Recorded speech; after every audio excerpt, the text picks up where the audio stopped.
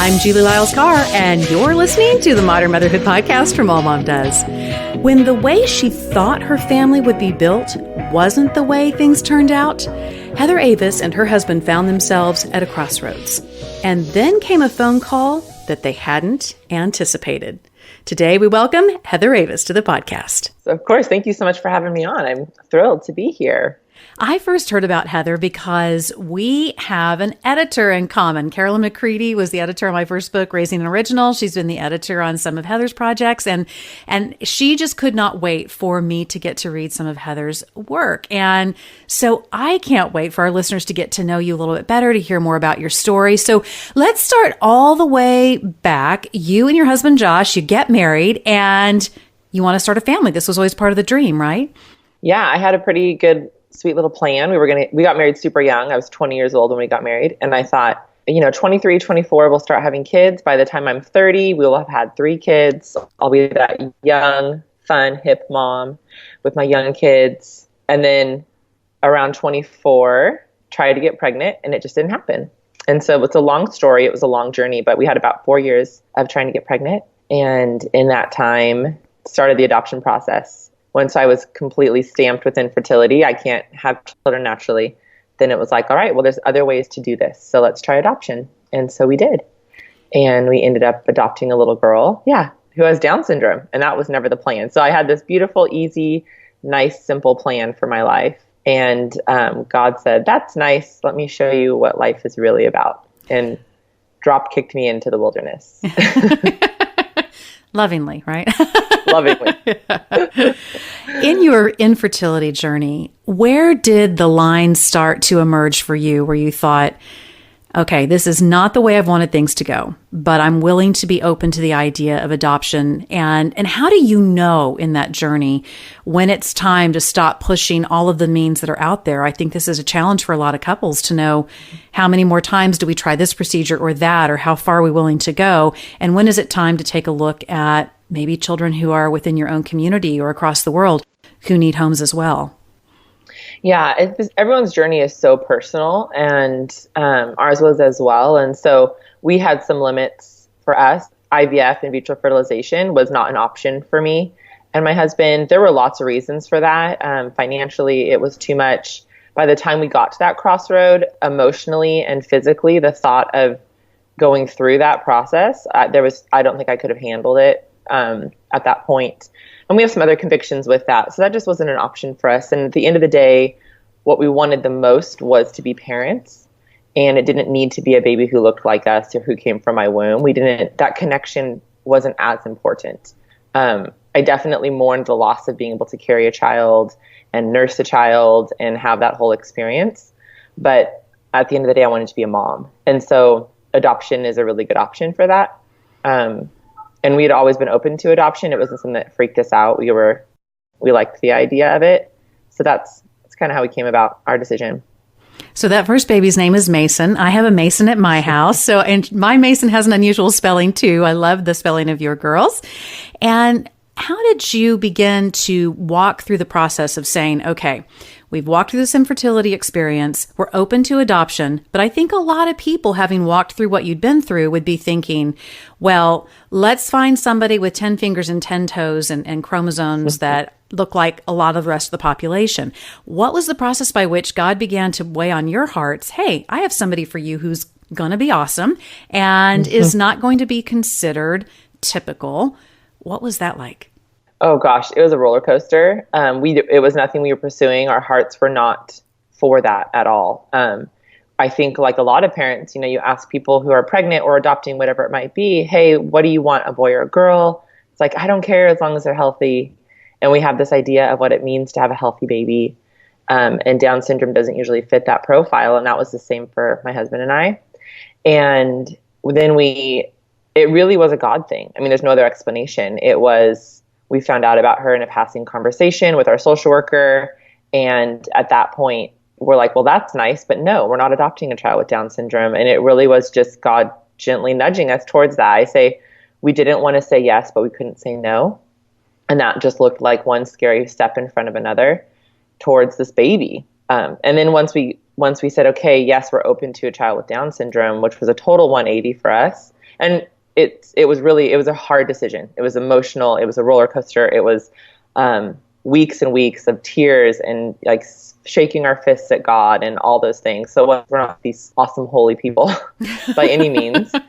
But once we said yes to Down syndrome, then we found out, she has a congenital heart defect, the lung condition called pulmonary hypertension that will most likely never be resolved.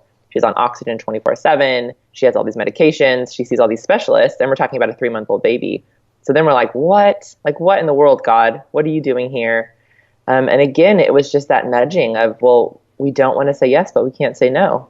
And then we ended up saying our scariest and best yes ever. Scariest and best yes. What was the process like of falling in love with her? Because, again, you're dealing with something that a lot of people are so worried about, paranoid about, whether they're having children biologically or looking at adoption. But then you're also looking at a child who in this situation was medically fragile. There are children with Downs who don't exhibit a lot of these kind of medical issues. There are children with Downs who do. So how did you begin the process of falling in love with her with your hearts just kind of cracked wide open? I mean, a scary yes. Yeah. And it kind of doubled and tripled when you were beginning to look at her medical issues.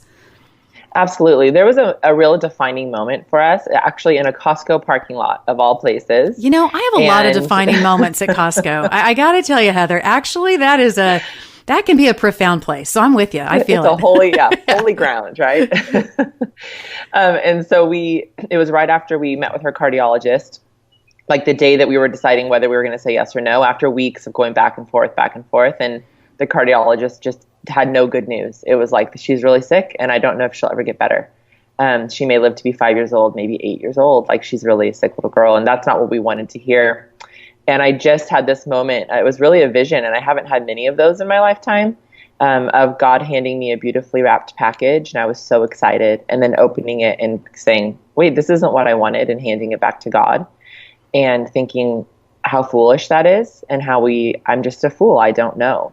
And also the idea of what makes this little baby, right? She's 3 months old. She's alive. What makes her life any less valuable than the life of someone who has complete healthy lungs and has a heart without a hole? And if we get to parent her for one day, what an honor and a privilege. And that's kind of where we came to. And it was with a gut, like a knot in our stomach and tears in our eyes that we said yes. It was kind of like a weepy and a weary yes to this baby. And then that, I think that released us to embrace it. It was like, okay, we're going to do this. And then it was just a big exhale. And then we had this baby, and a baby with Down syndrome is a baby, and she comes home, and yes, we've got oxygen and we've got medication and all these things that most parents don't experience, but it also was our first. And so that was our normal. We didn't know any different. And we've got this incredible baby, and she was amazing. And the second we said that yes, and we brought her into our arms the day she came home, it was just over from there. I mean, we were smitten. She was just an absolute dream come true. And that desperation I had to be a mom, she fulfilled that in me. And so that gave her a lot of credit too. Oh, that's gorgeous. And then along came Truly, and then August. And, August also has Downs, and Truly is considered neurotypical. And so how have you navigated the waters of this blend? I know for my husband and I, of our 8, we have 2 who are identified as special needs. The challenge of taking a sibling who is considered neurotypical and beginning to make sure that I'm getting the same attention to that child as I am to the ones who maybe require the extra therapies and the extra doctor visits and all that kind of stuff. How did you work with that as this mom who was in love with these kiddos, but also trying to manage some different factors than a lot of parents have to factor in? Definitely. And so a few layers there, and you could relate to this, I'm sure. One is, this is our normal. This is what we do. And it's our daughter, our daughter, Truly. This is what she knows. So it's not like she lived a full lifetime not having siblings with different abilities, and then all of a sudden, she's thrown into that. This is all she knows. And I have another layer is I have an incredibly supportive husband. So we are a team. We are both 100% parenting 100% of the time. And that's incredibly helpful. And then I'm so hyper aware of where we are at with her needs and with the needs of our other 2 kiddos who have Down syndrome, I think that because we'll get asked this question, And I think what parents who don't have children with disabilities don't understand is how aware we are as the moms of our neurotypical kids and their needs. And so we're doing the best we can. I think that's all that any of us can do. And every day we're waking up doing the best we can. And am I failing her? Yeah, every day, and my other kids. And then we wake up tomorrow with new mercies. And so probably she'll need therapy in the future. And that's okay. Like we can only do as much as we can do. And I'm incredibly aware of her being sandwiched between two siblings who have Down syndrome and what that can mean for her life. And I also know that she is going to be a spectacular human being because of them, because of that. And, I think the thing too, that's hard for parents to see if they haven't walked in this particular lane is that all of our kids have special needs. I mean, whether my child is considered typical, #typical or not, believe me, my kids all have the ability to stomp in and talk about what they're needing from me as a mom, to demonstrate that in some way. And that all of them, whatever the therapies and PT and OT and speech and all that kind of stuff may be going on for a couple of the siblings, my other kids they all have things that we need to work on, we need to be present for, that they need extra coaching on or extra patience on. It's just part of exactly what you say. It is that thing that becomes your normal, and it's not something that feels super scary. Now, a lot of times I find within a population of those who are looking at families who aren't considered as typical or traditional, whether that is that there is interracial adoption or there is the adoption of children with special needs or biological children who have special needs, whatever the thing is, there seems to be this desire on the part of our society to make someone like you both a martyr and a hero. How do you feel about that? Oh, girl, it irritates my soul. Right? I mean, I'm sure you get the same thing. It's the thing under the thing that I find so irritating is that is implying that my kids are less than, that my kids are not like other kids, that they don't deserve a life like other kids, that they don't have the same value. I mean, it really is like this.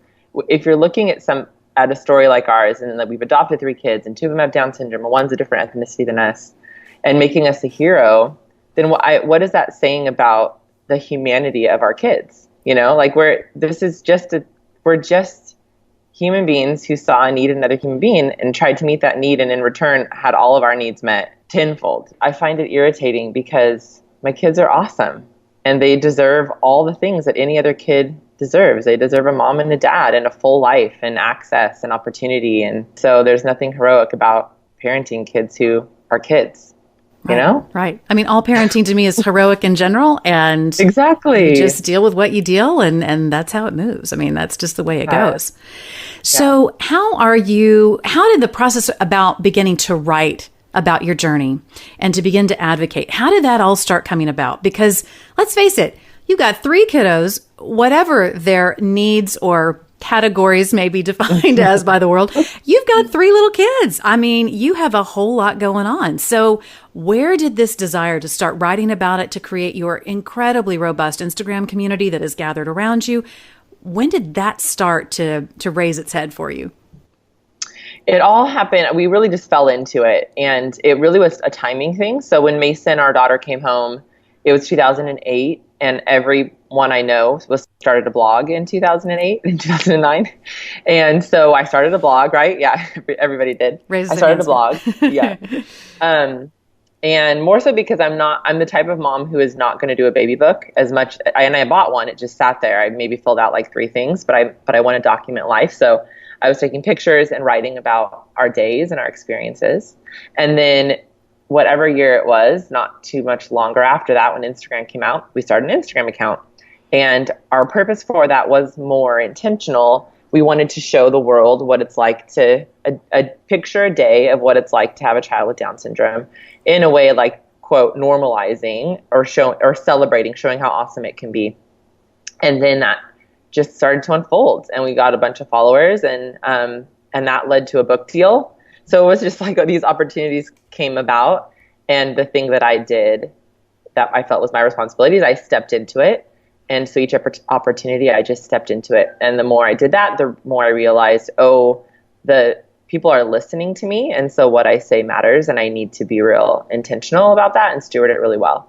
And so then it's been more thoughtful. Not that it wasn't before, but it is a little more thoughtful in what I'm saying and recognizing that people are listening in terms of advocacy at this point in life. So it's been an unfolding in a way and a stepping into, and I've been thrilled to get to do it. It's been awesome. And we'll make sure and get the link for the Instagram account in our show notes. It's the Lucky Few Official. And it's really a beautiful community that is gathered around you and is sharing. Now, in terms of adoption, educate us a little bit. How many children are out there who are differently abled who are available for adoption? Because I know a lot of times we're looking for international, we're looking for domestic, or we have, frankly, kind of a shopping list of what we're looking for. But here's a population of kids who need homes. What are some of the statistics surrounding that population right now? Oh, I don't know off the top of my head. I'm so sorry. But it's all easy to find. Yeah. But I do, yeah. The thing with adoption that's really trippy, and we did this with 2 of our 3 kids, is you literally do get a checklist of what you are willing to have in a child or not. And with Mason, our oldest, we went private agency because we wanted a healthy infant. And a lot of what she was on paper, we said no to. We checked no to those boxes. But then once we got her, it is like, I'm a mom who wants a baby and there's a baby who wants a mom. And so let's leave some of those boxes unchecked, let's be a little more open. I know internationally, there's so many babies and children and older children who have Down syndrome. That if you get into the statistics, it is staggering and heartbreaking how many kids there are in this world who need homes, and how many of those kids have special needs. And a lot of kids are born neurotypical and no health issues, and then they're in an institution, or they're going through trauma in their younger years, and that creates lasting differences in them. And so there's a real need and a real opportunity for the church, especially people who love God, to say, hey, I see a need here and I can meet that need, and to step into it. We had Holland Fraser with All God's Children International on, and she has a statistic that says there are over 8 million children in the world today who are needing homes, who are orphaned. And they're trying to make that impact both through adoption and then in going in country and trying to help prevent some of the very trauma that you're talking about. Children who are born neurotypical, but because of the environment they're in as orphans, the kind of experiences they have, the kind of long-lasting impact that has. They're trying to make differences there. And so I think for all of us who are people of faith who love God, to not ignore these statistics. And it may not be that God puts it on your heart that you're going to be the adoptive family for someone, but there is so much that can be done in terms of being an advocate, being a mouthpiece, being somebody who really does do the thing that I love the title of your second book, which is called Scoot Over and Make Some Room, to really be intentional about making some room for those who may be different, maybe out of the experience that you've had, but how powerful that is to make sure that somebody has a place at the table. Back in a minute with Heather Avis. Do you ever feel like you're living Groundhog Day? Remember that movie with Bill Murray? He plays a guy who keeps repeating the same day over and over, getting up, going through all the same motions. Motherhood can feel like that. The routine, the chores, the little things that need to be done but have to be done all over again the next day. Does it make you wonder if all that day after day means anything, if it's important? Well, here's some good news. Yes, it does. Little things are big things. And you'll get to explore exactly that in my newest Bible study from Abington Women called Footnotes. Discover the impact of the lives of 4 Bible characters you may have never noticed before and how their day after day lives have led to big impact in our own.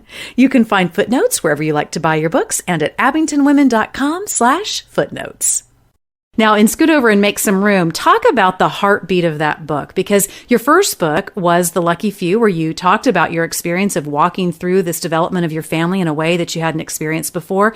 This one is a bit more of a clarion call to say, hey, my kids are awesome. Let's not play the pity game here. Let's talk about advocacy. Let's talk about inclusion. So tell me about the heartbeat and the message of this latest book.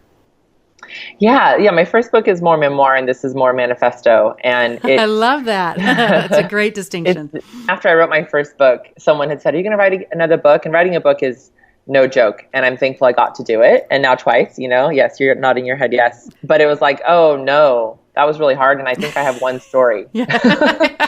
And then I was on the freeway and I just had this moment, and it was a year after my book had come out, my first book. And I was like, oh my gosh, this is what I want to say. And I called my agent and it all unfolded from there. But what I've learned from my kids when we've stepped out of our front door and into the world is that this world and our society and the systems in place within it there's not an equitable amount of space for my kids, all of them, including my daughter who is African American and Guatemalan.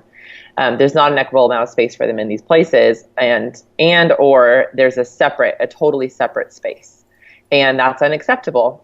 It's unacceptable for them, but also for humanity as a whole, because we're all suffering if we are not doing life with people who have different abilities. And most of us are not, because that population is still segregated. So it's a little bit of a bossy book. Each chapter title is a directive. And I'm just saying, hey guys, let's notice who's missing in your spaces and then move over for them and make space for them, because they deserve it, but also your life is going to be so much better off if you do so. Absolutely. We were very honored through the experience that we've had with our two daughters, one who has significant hearing loss, one who has cerebral palsy, that once we kind of got through that bulk of all the therapies and all the finances and all the things, we were able to start a nonprofit that provides dance and performance opportunities for individuals with special needs. And and part of what was amazing in that journey is I didn't grow up dancing. There was nothing in that journey that I would have told you, oh, this is ultimately what will be the outcome. And yet the way that doors opened, walking well through them as best we could, it's been so fascinating and so powerful. And part of the story to me that really impacts me is exactly what you're saying. The people who come alongside and who have volunteered, and we've a lot of times had high school students, people like that. So many of those kids who are considered neurotypical, after working within this nonprofit, have gone on to become special ed teachers or to be PTs or OTs or speech and language pathologists, because they got to experience, they found their calling by making sure they were making room. And I think we can miss so much of understanding really who we are if we only hang out with a very homogenous population, people who only look like us and talk like us and handle things like us. I don't think we'll ever know the full extent of who we are if we don't make that kind of room. Has that been your experience as a mom and opening your heart to kids that, not exactly what was on the plan to begin with? Oh, totally. I mean, it's so true. And having my kids has pushed us into those populations even more so. So it's not just kids, it's adults, it's families, it's whole communities. Right. You just spend time with them and end up having meals together and developing relationships and having genuine friendships. And you're like, how is the whole world missing out on this? Like, I feel like I physically want to shake people, and be like, you have to wake up to what is missing in your life. And we're so afraid of things that are different, and we're so afraid of things that are unfamiliar that we just kind of stay away from that, I think, as humans. And so I think that's created that divide. But if we just take that first step and step outside of our fears and get in proximity to people who are different, then we get to see the beauty of humanity as a whole, because we are missing it. We're missing out on the fullness of humanity, what it means to be human, and we're missing out on the fullness of God if we only have certain people in our lives, and there's no possible way we can fully understand the heart of God either. It's just been such a gift to my life, and I want that for the world. I really do. Right. It is. It's an incredible experience, and I feel very passionately the same way. Like, you just got to try this. You're not going to know till you try. So how do you, so many parents, when we start talking about our kids and our dreams for our kids, we immediately jump to the future as if the future is something that we can figure out and plan for and, create some kind of cutesy to-do list. But we do. We go there as parents. And I think there may be those people in our world who say, well, I would be open potentially to adopting a child who had different needs, or I might be, but what about the future? And so how are you and your husband coming along that side of that, I think, a natural heartbeat of parents to want to think through the future, but really trying to figure out for Mason and August, and again, for Truly as well as their sibling, how do you plan forward well for having kids who are in a category that we would call differently abled? Yeah, that's a good one, and a valid reason for parents to feel hesitant towards adopting a child with different ability or feel the fear when they get the diagnosis initially for their own child. When Mason came home after her open heart surgery, I felt pretty terrified in the hospital. I felt really great. We were supported and I was like, wow, this is amazing. And then getting home, it felt like, oh, it's on us now to keep this child alive. What if she dies? And I said that out loud to my dad, and my dad said, oh, Heather, every breath she's ever going to breathe is accounted for. There's nothing you can say or do to change that. And that felt like a real peace for me. Mm-hmm. And so it is this idea of all we have is today. Tomorrow doesn't even exist. And my kids have really given that to me as a gift. But you also can't be foolish about that. We do need to plan and prepare. And so we do think about it and we do plan. We have special needs, wills and trusts and things in place for our kids for the future if something were to happen to my husband and I today even. But we don't live in the fear of it because it doesn't exist. Like, we're not going to let something that doesn't exist determine how we live today. And I think that parents forget too, like, you could have all of your kids could be born neurotypical healthy and you have grand plans for them and something can happen. I'm not trying to be like Debbie Downer here. That's just the reality of the world we live in. Something could happen. So to assume that in 20 years, my kids are going to need A, B, C, and D, I mean, I can plan for that, but I don't know. So what I'm going to do is embrace today. And today my kids are alive and they're healthy and we're in Hawaii and we're going to love it. You know, we're going to embrace it. Tomorrow's going to bring what tomorrow's going to bring. So trying to hold that without being foolish, you know, like being a planner and being prepared, but also recognizing that this moment is a gift and I'm just going to be thankful for what I've got right now. Right. To really stay in that present, which is really all any of us have anyway. I think because parenting feels so vulnerable, when you see something that's different or something that you hadn't thought through or wasn't, quote unquote, your dream, it's easy to speculate out, oh my goodness, you know, how are they going to handle? But we don't know. I mean, we don't know with kids that are neurotypical. I think that's such a profound statement. Help equip people who, they really are well-meaning. They really, really are. But they see you out and about, maybe at Costco. I don't know. I mean, you know, Costco. We're all at Costco a lot. And they're meaning to be sweet. They're meaning to be kind to your children. But unintentionally, they may almost be bringing pity to the party. Mm-hmm. Where do you want to see people interacting with your children in a way that is life-giving and celebratory? Because I do find sometimes that they really mean well. They really do. But wow, sometimes some of the things they say, I just go, you said that out loud to my kid. Right. So, to my child. Yes. So help equip us. I know. It's always shocking and that it still happens. I live in California and people will say things. I'm like, we are in California. This is a very progressive state, guys. Like, I'm very surprised right now about what is coming out of your mouth. I mean, for those of us, like for you and me and parents who have kids with different abilities, just to continue to be gracious and continue to show up. This is super important because if we got this narrative to shift, then we got to keep showing up and we got to put up with people's ignorance and educate them. And that can be exhausting, but we are with you. So keep on keeping on. And then for people out and about, I think that it's like you need to check your heart in how you view humanity. And if you're viewing a human being as less than because they're different than you, then you need to really check that in yourself. And that can be ability, that can be race, that can be religion, that can be gender. It can be a lot of different things. But if you're seeing someone out and about and you think, oh my gosh, this poor person, or you're inclined to say something that makes them less than you, just don't say it and then check yourself. I would encourage you to figure out how to be in proximity to those people, to find a way to be around those people because your heart will change so quickly. And then just things like my daughter, Mason, who has Down syndrome, is 11, and she's most likely going to get in your personal space when we're in public. She's going to ask you your name. She might ask you about your hair. She might just want to stand next to you. So then engage, like say hi, be kind, ask a question back. It's such little things. Teach your kids that when someone says hello to them, say hello, right? Like yesterday we're in the pool and this teenager, Mason, was super excited to be swimming with her. And it was just dirty looks, side glances, like she kept trying to get away from Mason. And it's probably because she's never been around someone with Down syndrome before. So make sure that your kids are around people who are different than them. And then make sure that they know how to just say hello. How are you? How's your day going? What's your name? You know, that's like simple things like that. And if you don't have anything to say, don't say anything. Just leave us alone at Costco if that's the case. Yeah, just come on. Give us some Costco buffer if you need it. Yeah. And I think too, it's really important for people to understand as well, particularly within children who have Downs or who may be on the spectrum. It's not about trying to modify their behavior to teach them to be what we would consider societally polite or whatever. It's not about that at all. I mean, I think sometimes we have a population of people who think that somehow, well, your kid's out of control. And it's like, no, this is how God wired these children to be. I mean, so many kids I know with Downs, I'm not trying to make a blanket statement, but are people who love to interact, are people who love to chat, who are just so excited about being within a community. And to try to squelch that is a sad thing. I mean, it doesn't, you're missing something so awesome when you don't take the time to engage and to really celebrate.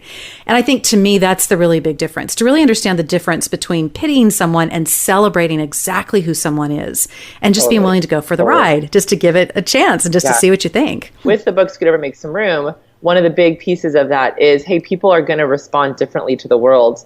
And that's not wrong. Like, let's make room in our lives for people to be exactly who they are, which might look very different. And let's celebrate that. Let's embrace that. Let's be like, okay, this makes me feel uncomfortable because I've never experienced before, but I'm going to embrace it and I'm going to celebrate it. Yeah, absolutely. And, I think the other thing too, that's really powerful in making some room is I've had to learn to make room for people who really have had no experience with those who are differently abled. And I've had to make some room to allow for there to be some time for them to become educated and to learn a little bit more. And when you're a mom and you're feeling a little fiery and you're feeling like an advocate, that can be a tough thing. But for those moms out there listening who have children who are experiencing life through that place of being differently abled, I do find sometimes that there are those people who really, if I can stay calm and I can help educate and explain, it's amazing how their hearts will turn. And of course, we've got to be in that mode as moms to advocate when we need to advocate. But I think there are people who, if we just give them a chance, if we just scoot over and make some room for them, they really can become some of the advocates that are the strongest if we can just make room for that too. Yeah. And I really do believe most people mean well. They just don't know. Right. And you can't know what you don't know. And so I think it is our job as moms and as parents and loved ones who have someone who doesn't quite fit the mold. It is our job to say, well, we're going to be in your spaces, right? Like, I'm going to show up in all of your spaces. And sometimes that's really hard for us because you don't want us there, or the way that my kids respond there takes a lot of energy from us, but we're going to show up. And if we're going to show up, then if you could graciously allow us to do so, and we'll keep educating and keep being open, right? Being growth minded and thoughtful, and we'll make some waves together. I love that. So what's next? I mean, we've got the lucky few, we've got Scoot Over and Make Some Room, and we'll make sure that those links are available to our listeners in the show notes. So where do we go from here? We've had a memoir, we've had a manifesto. What's up next, Mama? Gosh, thank you for asking the $1 million question. You know what? I don't know. And my, my husband left his job full-time to come on full-time with the Lucky Few, which is the name of our business. And so we are figuring that out, and we don't know. There's opportunities and things to pursue. So stay tuned. I love that. Keep doing what you're doing. It's amazing. So exciting to celebrate Mason and Truly in August. And by the way, those are some cool kid names. I'm quite impressed. Thank you. I love names. I love naming kids, so I like them too. Awesome. Well, Heather Avis, thank you so much for joining me today and for getting out of the Hawaiian Ocean to come talk to me. I feel very honored, and I can't wait for our listeners to experience it. Thanks so much for all you do. Check out our show notes where you can connect with Heather and the Lucky Few. Our content coordinator, Rebecca, puts those show notes together for you where you can find all the resources and ideas and links you heard talked about on today's episode. And Donna is our producer, and she is also worthy of a big shout out. She helps get out these episodes each week. Connect with me on the socials. I love to hear from you and what topics and guests you'd like to see featured on the podcast. You'll find me on Instagram at Julie Lyles Carr. That's one of my favorite places to hang out. All Mom Does. It's a place for you to connect with other women who are in the throes of raising those kids and nurturing that romance and chasing that dream job and navigating the faith journey. Look for All Mom Does on the socials and at allmomdoes.com. We'll see you next week on the Modern Motherhood Podcast.